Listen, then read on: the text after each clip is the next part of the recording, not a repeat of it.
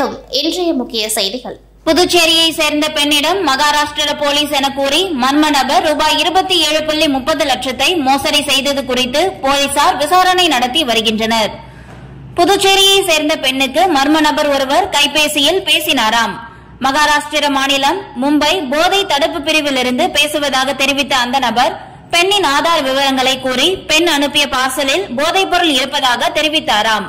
அவர் மீது நடவடிக்கை எடுக்காமல் இருக்க ரூபாய் 27.30 லட்சத்தை தான் கூறும் வங்கி கணக்கிற்கு அனுப்ப வேண்டும் என அந்த நபர் கூறியுள்ளார். அந்த பெண் தனது வங்கி கணக்கிலிருந்து ரூபாய் 27.30 லட்சத்தை மர்ம நபர் கூறிய தனியார் வங்கி கணக்கிற்கு அனுப்பியதாக தெரிகிறது. மர்ம நபரின் பேச்சில் பெண்ணிற்கு சந்தேகம் ஏற்பட்டு புதுச்சேரி இணையவழி குற்றத்தடுப்பு பிரிவில் வெள்ளிக்கிழமை புகார் அளித்தார். இதுகுறித்து போலீசார் வழக்கு பதிந்து விசாரித்து வருகின்றனர். ஆரோவில் வளர்ச்சி பணிக்காக நிலங்கள் கையகப்படுத்துவதில் பல கோடி ரூபாய் ஊழல். 1 கிலோ தங்கத்தை கொடுத்துவிட்டு 1 கிலோ தகரத்தை வாங்குவதாக ஆரோவில் வாசிகள் வேதனை. நியாயம் கேட்டால் விசாக்களை புதுப்பிக்க முடியாது என மிரட்டுவதாக பகிரங்க குற்றச்சாட்டு. ஆரோவில் என்பது ஐக்கிய நாடுகள் கல்வி, அறிவியல், பண்பாட்டு நிறுவனம் யுனெஸ்கோ உதவியுடன் உலகில் உள்ள எல்லா நாடுகளையும் சேர்ந்த ஆண்களும் பெண்களும் மத கோட்பாடுகள், அரசியல் ஈடுபாடுகள், நாட்டுப்பற்று இவைகளை தாண்டி அமைதி, சிறந்து வளரும் சமூகம் முதலியவற்றின் அடிப்படையில் மனிதகுல ஒருமைப்பாட்டை உண்மையாக்குவதே ஆரோவில்லின் நோக்கம் என்ற பிரகடனத்தோடு ஸ்ரீ அன்னையால் 1968ஆம் ஆண்டு தோற்றுவிக்கப்பட்டதுதான் ஆரோவில் என்னும் சர்வதேச நகரமாகும். புதுச்சேரிக்கு அருகில் அமைந்துள்ள இந்த நகரமானது தற்போது மத்திய அரசின் மேற்பார்வையில் உள்ளது. 52க்கும் மேற்பட்ட நாடுகளில் இருந்து இங்கு வசித்து வருகின்றனர். குழந்தை முதல் 80 வயதிற்கும் மேற்பட்டோர் வரை அனைத்து சமூக பண்பாட்டு பின்னணிகளை கொண்டுள்ள அவர்கள் ஒட்டுமொத்த மனித இனத்தை பிரதிநிதித்துவம் செய்கிறார்கள். இந்நகரத்தின் மக்கள் தொகை தொடர்ந்து வளர்ச்சி பெற்று வருகின்றது. இதற்காக ஆரோவில் உள்கட்டமைப்பு வசதிகளை மேம்படுத்த வேண்டிய அவசியம் ஏற்பட்டுள்ளது. இதற்காக மாஸ்டர் பிளான் கொண்டு வளர்ச்சி பணிகள் தொடங்கப்பட்டு நடைபெற்று வருகிறது. மேலும் அன்னையின் கனவு திட்டமான வளர்ச்சி பணிக்காக ஆரோவில் பவுண்டேஷன் நிலத்தை கையகப்படுத்தும் பணியில் ஈடுபட்டு வருகிறது. ஆரோவில்லிற்கு பயன்படாத இடத்தை விற்பனை செய்துவிட்டு ஆரோவில்லிற்கு தேவையான இடத்தை வாங்கிக் கொள்வது, அதாவது கைமாற்று முறை என்ற அடிப்படையில் நிலங்கள் கையகப்படுத்தப்பட்டு வருகிறது. இப்படி நிலங்கள் கையகப்படுத்தப்படுவதில் கோடிக்கணக்கில் ஊழல்கள் நடந்திருப்பதாக ஆரோவில் வாசிகள் ஆரோவில் பவுண்டேஷன் மீது புகார் தெரிவித்துள்ளனர். அதாவது நிலங்களை விற்கும் போதும் வாங்கும் போதும் ஆரோவில் வாசிகளுக்கு எந்தவித தகவலும் தெரிவிக்கவில்லை என்பது அவர்களின் முக்கிய புகாராகும். மேலும் தேசிய நெடுஞ்சாலை, மாநில நெடுஞ்சாலை வழி வசதி உள்ள ஆரோவில் இடங்களை குறைந்த விலைக்கு விற்றுவிட்டு வழியில்லாத பயனற்ற இடங்களை ஆரோவில் கோடிக்கணக்கில் செலவு செய்து வாங்கப்படுவதாக புகார் தெரிவிக்கின்றனர். அதாவது ஆரோவில் மேம்பாட்டு வளர்ச்சி, உள்கட்டமைப்பு வளர்ச்சி என்பதில் எங்களுக்கு எந்தவித மாறுபட்ட கருத்தும் இல்லை. ஆரோவில் வளர வேண்டும் என்பது தங்களது எண்ணம். அதே சமயத்தில் இடங்களை விற்கும் போதும் வாங்கும் போதும் ஆரோவில் வாசிகளுக்கு தெரியப்படுத்த வேண்டும் என்பதே இவர்களின் கோரிக்கையாகும். இதுகுறித்து ஆரோவில் வாசியான காளி கூறும்போது, ஆரோவிலில் என்ன நடக்கிறது என்றே தெரியவில்லை. எப்போதும் இல்லாத அளவிற்கு புதிய செயலர் பதவியேற்ற பிறகு கடந்த 2.5 வருடங்களாக ஆரோவில் இடங்கள் குறைந்த விலைக்கு விற்பனை செய்யப்பட்டு தேவையில்லாத இடங்களை கோடிக்கணக்கில் செலவு செய்து வாங்கப்படுகிறது. இங்கு என்ன நடக்கிறது என்றே தெரியவில்லை என்று தெரிவித்த அவர் 1 கிலோ தங்கத்தை கொடுத்துவிட்டு அதற்கு மாறாக 1 கிலோ தகரத்தை பெற்றுக் கொள்கிறார்கள் என்றும் வேதனையுடன் தெரிவித்தார். இது குறித்து கேள்வி கேட்டால் தங்களது விசாக்களை புதுப்பிக்க ஆரோவில் நிர்வாகம் மறுத்து தங்களை வேதனைக்கு உள்ளாக்குவதாகவும் குற்றம் சாட்டினார். மேலும் ஆரோவில் மக்கள் தொடர்பு அதிகாரி பாலமுருகன் கூறும்போது, ஆரோ ஆர்சாட் என்ற பழத்தோட்டத்தில் இருந்துதான் ஆரோவில் முழுவதும் பழங்கள், காய்கறிகள் விநியோகம் செய்யப்படுகிறது. அங்கு உள்ள 43 ஏக்கரில் பல கோடி ரூபாய் மதிப்புள்ள 30 ஏக்கர் நிலங்களை 1 ஏக்கர் வெறும் 7 லட்சம் ரூபாய்க்கு விற்பனை செய்து இருப்பதாகவும் இதனால் ஆரோவிலிற்கு 200 கோடி ரூபாய் நஷ்டம் ஏற்பட்டுள்ளதாக புகார் தெரிவித்த அவர் தேவையில்லாத இடத்தை கோடிக்கணக்கில் செலவு செய்து வாங்கி இருப்பதாகவும் குற்றம் சாட்டினார். தமிழின தலைவர் கலைஞர் அவர்களின் 100ஆண்டு நிறைவு விழா. நம்மையெல்லாம் வழிநடத்துகின்ற தமிழக திராவிட மாடல் ஆட்சியின் நாயகர் நம் கழக தலைவர் அண்ணன் தளபதியார் அவர்கள் காட்டிய வழியில் முத்தமிழறிஞர் கலைஞர் அவர்களின் 100ஆண்டு நிறைவு விழா நிகழ்வை எழுச்சியோடும் இன உணர்வோடும் நமது புதுச்சேரி மாநில திராவிட முன்னேற்ற கழகம் சார்பில் ஜூன் 3ஆம் தேதி காலை 9:45 மணியளவில் AFT திடலில் நாம் அனைவரும் ஒன்றிணைந்து ஊர்வலமாக சென்று பேரறிஞர் அண்ணா சிலை அருகில் அமைக்கப்பட்டிருக்கும் தமிழின தலைவர் கலைஞர் அவர்களின் திருவுருவ படத்திற்கு மாலை அணிவித்தும் மலர் தூவியும் மரியாதை செலுத்தப்படுகிறது. முன்னதாக அன்று காலை 7:20 மணிக்கு அரியாங்குப்பம் தொகுதிக்குட்பட்ட வீராம்பட்டினத்தில் அமைக்கப்பட்டுள்ள தலைவர் கலைஞர் அவர்களின் திருவுருவ சிலைக்கு மாலை அணிவித்து மரியாதை செலுத்தும் நிகழ்ச்சி நடைபெறுகிறது. அனைத்து தொகுதி கழகத்திலும் நடைபெறும் நிகழ்ச்சியில் பங்கேற்பதற்கு ஏதுவாக நிகழ்ச்சி நிரல் அமைக்கப்பட்டுள்ளது. ஆகவே மேற்கண்ட நிகழ்ச்சிகளில் நமது மாநில கழக நிர்வாகிகள், முன்னாள் இந்நாள் சட்டமன்ற உறுப்பினர்கள், தலைமை செயற்குழு, தலைமை பொதுக்குழு உறுப்பினர்கள், தொகுதி கழகத்தின் செயலாளர்கள், நிர்வாகிகள், அனைத்து அணிகளின் அமைப்பாளர்கள், தலைவர்கள், துணைத் தலைவர்கள், துணை அமைப்பாளர்கள், கிளை கழக நிர்வாகிகள், மொழிப்போர் தியாகிகள் மற்றும் தொண்டர்கள் என அனைவரும் கழகத்தின் இருவண்ண கொடியேந்தி இப்படை தோற்கின் எப்படை வெல்லும் என்ற கூற்றிற்கிணங்க நூற்றாண்டு நிறைவு விழா சிறப்புற அனைவரும் அணிதிரள்வோம் வாரீர் என அன்போடு அழைக்கின்றேன்.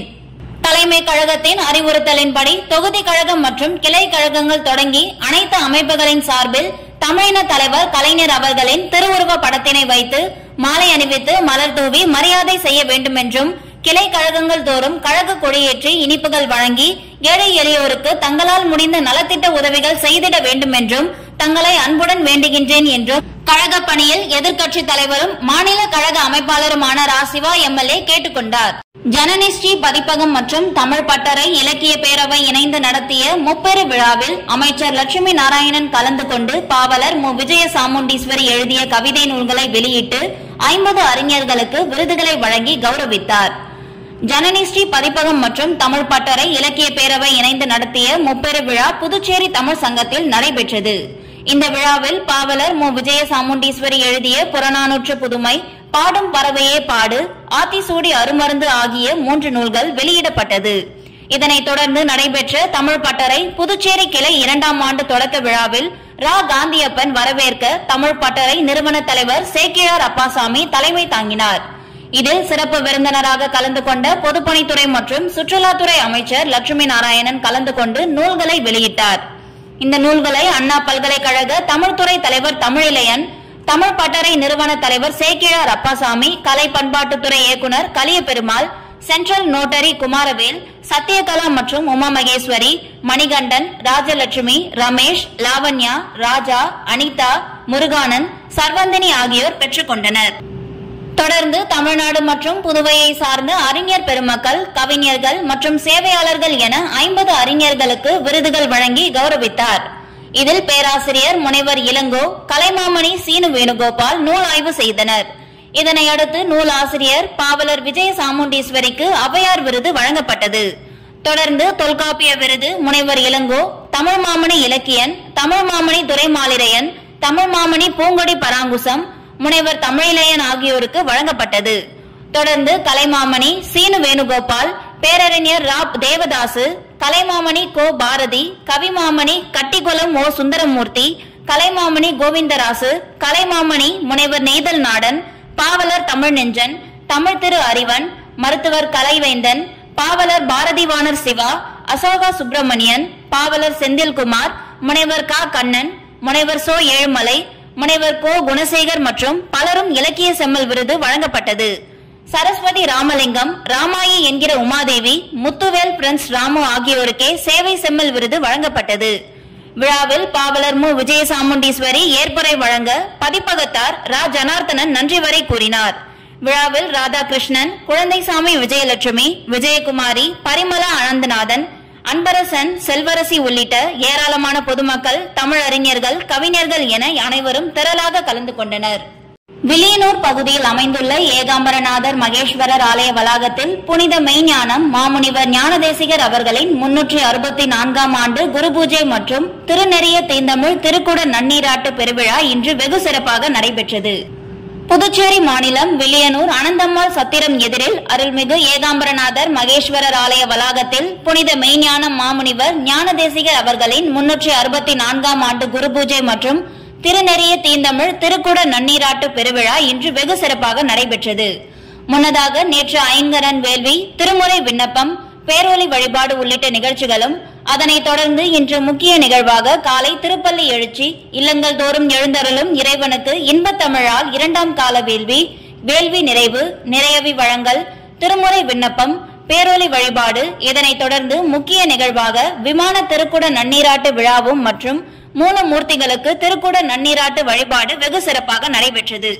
இதில் விநாயகர், வள்ளி, தெய்வானை, முருகர், தென்முகப்பரமன், திருமால், பிரம்மா, சண்டிகேஸ்வரர், பைரவர், நந்தியம்பெருமான், மகான்கள், அகத்தியர், காகபுஜண்டர், திருமூலர், பாம்பாட்டி சித்தர், ராமதேவர், கோரக்கர், காலங்கிநாதன், புலிப்பாணி, தேரையர், அமுகன்னர், சட்டைநாதர், சிவவாக்கியார், கொங்கனர், பதஞ்சலி, நந்திதேவர், தன்வந்திரி, அழகுசாமி சித்தர், அப்பா பைத்திய சுவாமி ஆகிய மகான்களின் திருமேனிகள் புதிதாய் எழுந்தருளச் செய்து நன்னீராட்டு விழா வெகு சிறப்பாக நடைபெற்றது.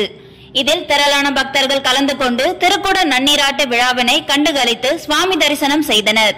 இந்நிகழ்ச்சியில் அமைச்சர்கள், சட்டமன்ற உறுப்பினர்கள், பொதுமக்கள் என ஏராளமானோர் கலந்து கொண்டு சுவாமி தரிசனம் செய்தனர். நிகழ்ச்சிக்கான ஏற்பாட்டினை தலைவர், நிர்வாகி மற்றும் நிர்வாக கமிட்டி உறுப்பினர்கள் திருமதி அனந்தம்மாள் ஆதீனம் மற்றும் துளுவ வேளாளர் சமுதாயத்தினர், சிவனடியார் திருக்கூட்டம் ஆகியோர் வெகு சிறப்பாக செய்திருந்தனர். புதுச்சேரி அருண் சர்மா சாரிட்டபிள் டிரஸ்ட் நிர்வாக இயக்குநரும் பாஜக பிரமுகருமான ஐஜிவி பிரபாதேவி வீரராக பிறந்த நாளை முன்னிட்டு அவரது ஆதரவாளர்கள் பிரசித்தி பெற்ற மணக்குள விநாயகர் ஆலயத்தில் தங்க தேர் இழுத்து சிறப்பு வழிபாடு செய்தனர். அருண் சர்மா சாரிட்டபிள் டிரஸ்ட் நிர்வாக இயக்குநரும் பாஜக பிரமுகருமான ஐஜிவி பிரபாதேவி வீரராக பிறந்த நாளை முன்னிட்டு அவரது ஆதரவாளர்கள் மணக்குள விநாயகர் ஆலயத்தில் தங்க தேர் இழுத்து சிறப்பு வழிபாடு நடைபெற்றது. முன்னதாக ஐஜிவி பிரபாதேவி வீரராக நீடோடி வாழ வேண்டி மணக்குள விநாயகருக்கு காலை சிறப்பு அபிஷேக ஆராதனைகள் நடைபெற்றது. அதனைத் தொடர்ந்து தங்க தேர் இழுத்து சிறப்பு வழிபாடு செய்தனர். இதில் அருண் சர்மா சாரிட்டபிள் டிரஸ்ட் நிர்வாக இயக்குநர் ஐஜிவி பிரபாதேவி கலந்து கொண்டு சுவாமி தரிசனம் செய்தார். அதனைத் தொடர்ந்து பக்தர்களுக்கு அன்னதானம் வழங்கப்பட்டது. இதில் திரளான உழவர்கரை தொகுதி இளைஞர்கள், அருண் சர்மா சாரிட்டபிள் டிரஸ்ட் நிர்வாகிகள் மற்றும் பாஜக மாநிலம் மற்றும் உழவர்கரை தொகுதி நிர்வாகிகள் என திரளானோர் கலந்து கொண்டு ஐஜிவி பிரபாதேவி வீரராகவுக்கு சால்வை அணிவித்தும் பூங்கொத்து கொடுத்தும் இனிப்புகள் வழங்கியும் பிறந்தநாள் வாழ்த்துக்களை தெரிவித்தனர். தொடர்ந்து மாநிலம் மற்றும் உழவர்கரை தொகுதி முழுவதும் பல்வேறு இடங்களில் அன்னதானம் மற்றும் நலத்திட்ட உதவிகள் வழங்கப்பட்டது. அதன்படி காலை புதுவை லாஸ்பேட்டை மகாத்மா காந்தி முதியோர் இல்லத்தில் முதியோருக்கு உணவு வழங்கப்பட்டது. அதனைத் தொடர்ந்து சந்தோஷ் இல்லத்தில் உள்ள ஆதரவற்ற குழந்தைகள் மற்றும் முதியோர்களுக்கு உணவுகள் வழங்கப்பட்டது. இதேபோல் உழவர்கரை தொகுதியில் பல்வேறு இடங்களில் அன்னதானம் மற்றும் நலத்திட்ட உதவிகள் வழங்கப்பட்டது. புதுச்சேரியில் உள்ள ஸ்ரீ திரௌபதி அம்மன் ஆலயத்தில் நடைபெற்ற தெப்பல் திருவிழாவில் திரளான பக்தர்கள் பங்கேற்று சுவாமி தரிசனம் செய்தனர். புதுச்சேரி முருங்கப்பாக்கம் பகுதியில் மிகவும் பிரசித்தி பெற்ற ஸ்ரீ திரௌபதி அம்மன் ஆலயம் உள்ளது. இவ்வாலயத்தின் பிரம்மோற்சவ விழா கடந்த 13ஆம் தேதி தொடங்கி நடைபெற்று வரும் நிலையில் தெப்பல் திருவிழா நடைபெற்றது. முன்னதாக அலங்கரிக்கப்பட்ட ஸ்ரீ திரௌபதி அர்ஜுனன் ஆகிய சுவாமிகள் வீதி உலாவாக அரியாங்குப்பம் ஆற்றங்கரைக்கு கொண்டுவரப்பட்டது. தொடர்ந்து கிரெயின் மூலம் சுவாமிகள் தெப்பலில் வைக்கப்பட்டு தெப்பல் திருவிழா நடைபெற்றது. இதில் திரளான பக்தர்கள் பங்கேற்று சுவாமி தரிசனம் செய்தனர். விபத்தில் தந்தை இறந்த துக்கத்தில் அனாதையாக கைவிடப்பட்ட குழந்தைகள். அப்பா இல்லை என்றால் என்ன, நான் இருக்கிறேன் என்று கல்வி உதவித்தொகை கொடுத்து அரவணைத்துக் கொண்டு உதவிக்கரம் நீட்டிய சமூக ஆர்வலர். புதுச்சேரி மணவெளியை சேர்ந்தவர் சமூக ஆர்வலரான பாஜக பிரமுகர் விக்கி. இவர் பல்வேறு சமூக பணிகளை செய்து வருகிறார். மேலும் ஏழை எளிய மக்களுக்கு நலத்திட்ட உதவிகள் வழங்குதல், பள்ளி மாணவ மாணவிகளுக்கு கல்வி உதவித்தொகை வழங்கி அவர்களுக்கு படிப்பு செலவை ஏற்றுக்கொள்ளுதல் என பல்வேறு மக்கள் நல பணிகளை செய்து வருகிறார். இந்த நிலையில் புதுச்சேரி பெரியார் நகரை சேர்ந்தவர் லோகநாதன். இவர் கடந்த சில தினங்களுக்கு முன்பு விபத்து ஒன்றில் உயிரிழந்து விட்டார். இந்த நிலையில் அவரது மனைவி சரண்யா, 6ஆம் வகுப்பு படிக்கும் மகன் மனோஜ் மற்றும் 2ஆம் வகுப்பு படிக்கும் மாணவன் சந்தோஷ் ஆகிய இருவரும் ஆதரவின்றி நிர்கதியாக தவித்து வந்தனர். இந்த நிலையில் இதனை அறிந்து கொண்ட சமூக ஆர்வலரான விக்கி என்கிற ராஜகணபதி ஓடோடி வந்து நிர்கதியாக நின்று தவித்த அவர்களுக்கு ஆதரவு கரம் நீட்டினார். அதாவது கல்வி உதவித்தொகையை வழங்கி கடைசி வரை படிப்பு செலவை முழுமையாக தாம் ஏற்றுக்கொள்வதாகவும் அவர் தெரிவித்து குழந்தைகளுக்கு பழங்கள் மற்றும் தின்பண்டங்களை வாங்கி கொடுத்து ஆதரவு அளித்தார். மேலும் இதனை பெற்றுக் கொண்ட குழந்தைகள் மற்றும் அவரது தாயும் இருகரம் கூப்பி அவருக்கு நன்றியை தெரிவித்தனர். இத்துடன் செய்திகள் நிறைவடைகின்றது. நன்றி, வணக்கம்.